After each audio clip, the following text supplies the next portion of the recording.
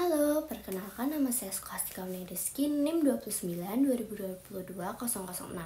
Di sini saya akan menjelaskan tentang penilaian dari pembelajaran matematika kelas 1 mengenai operasi hitung penjumlahan bilangan cacah 1 sampai dengan 10. Di sini saya akan fokus menjelaskan penilaian pada pertemuan keempat, di mana tujuan pembelajaran pada pertemuan keempat ini adalah melalui media telur, peserta didik dapat menghitung operasi penjumlahan bilangan cacah 1 sampai dengan 5 dengan benar. Nah, di sini saya mengambil 3 penilaian untuk memenuhi tujuan tersebut. Yang pertama adalah penilaian sikap, yang kedua adalah penilaian pengetahuan, dan yang terakhir adalah penilaian keterampilan. Mari kita bahas satu persatu penilaiannya ya. Yang pertama, saya akan menjelaskan mengenai penilaian sikap pada pertemuan keempat. Saya mengambil penilaian sikap dari aktivitas kelompok siswa. Mari kita lihat rubrik penilaian dan juga contoh dari penilaian sikap salah satu peserta didik ya. Nah, ini merupakan rubrik penilaian sikap yang saya gunakan untuk menilai sikap dari peserta didik selama pembelajaran. Di sini saya mengambil 2 nilai sikap yang dikembangkan. Yang pertama ada berpikir kritis dengan 3 indikator dan bergotong royong dengan juga 3 indikator. Di sini saya menggunakan kriteria skor. Yang pertama ada SL atau dibaca selalu. Apabila peserta didik selalu melakukan sesuai pernyataan, itu mendapat skor 4. Yang kedua, SR atau dibaca sering. Apabila peserta didik sering melakukan pernyataan, itu mendapat skor 3. Yang ketiga ada KD atau dibaca kadang-kadang. Apabila peserta didik kadang-kadang melakukan pernyataan, itu mendapat skor 2. Dan yang terakhir itu ada TP atau dibaca tidak pernah. Apabila peserta didik tidak pernah melakukan pernyataan, itu mendapat skor 1. Nah, bagaimana penskorannya atau pedoman penskorannya? Itu skor yang diperoleh dibagi skor maksimal dikalikan 100. Nah, di sini saya memberikan salah satu contoh penilaian sikap dari salah satu peserta didik yang bernama Fiora, di mana dia dinyatakan mengalami perubahan sikap gotong royong yang tinggi dengan skor 100 karena dia sudah dianggap selalu melakukan sesuai dengan pernyataan atau indikator-indikator dari gotong royong. Nomor 1, 4 tambah 1 kita itu enggak?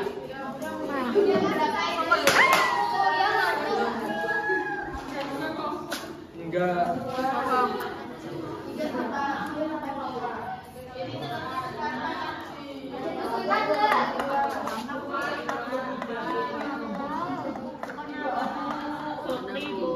Enggak. Bukan saya.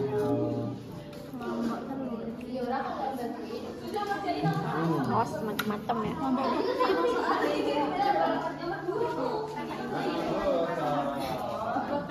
Oke, selesai.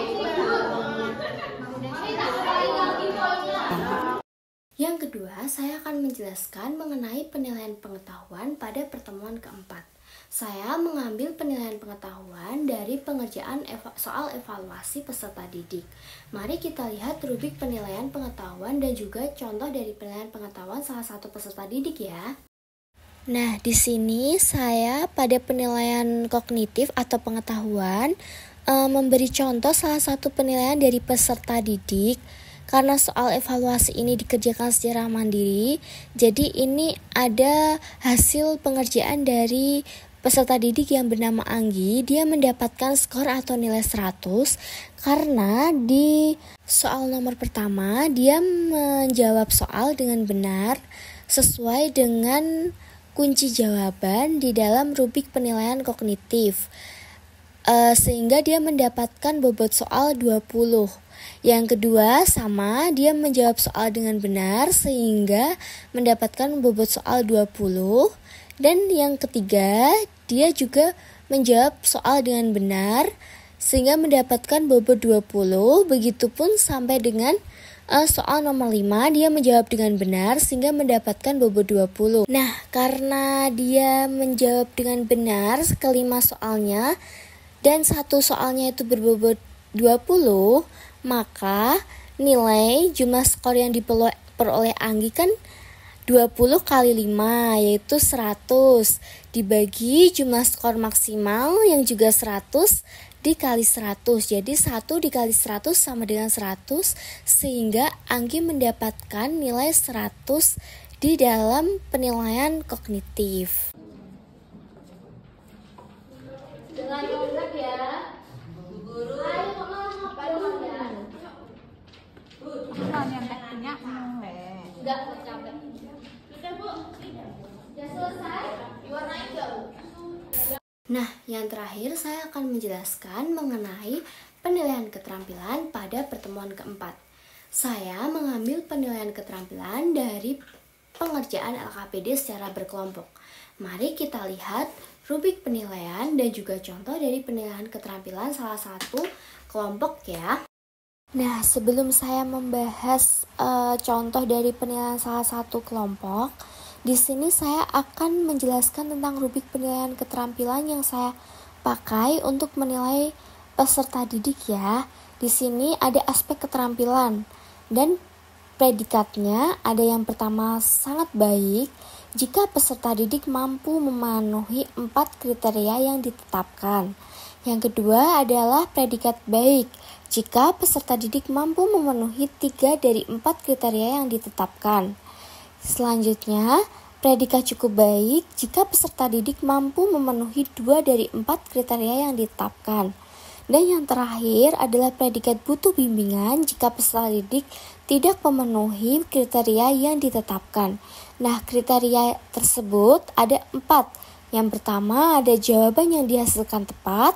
Yang kedua adalah jumlah gambar telur itu benar. Yang ketiga adalah pemilihan tulisan angka yang benar. Yang keempat adalah kerapian dan keteraturan hasil kerja. Di sini saya mengambil contoh penilaian keterampilan dari kelompok 1 yang memiliki predikat sangat baik dengan skor 4. Di sini terlihat kelompok 1 itu di LKPD 1 memenuhi kriteria yang pertama, yaitu jawaban yang dihasilkan tepat. Jawaban nomor 1 itu 2 dan kelompok 1 menjawab 2 dengan jumlah gambar telur yang benar, yaitu 2. Dan pemilihan tulisan angka yang benar yaitu angka 2 dan terlihat rapi. Begitupun dengan soal nomor 2. Dia juga menjawab dengan benar dengan gambar telur yang tepat dan juga tulisan angka yang tepat. Yang ketiga, begitu juga dia menggambar telur 3 di mana jawabannya juga 3 dan juga tulisan angkanya benar yaitu angka 3.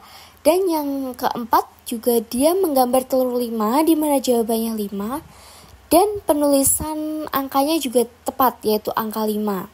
Nah, selanjutnya yang di LKPD 2 mereka juga menjawab soal dari nomor 1 sampai nomor 5 dengan menjodohkan angka-angkanya itu tepat semua. Jadi mereka pantas mendapatkan skor 4 karena mereka sudah memenuhi 4 kriteria yang ada sehingga mendapat predikat sangat baik di nilai keterampilannya. 1, 2, 3 tambah 2 tambah 3 salah 2 tambah 3 terus 1 2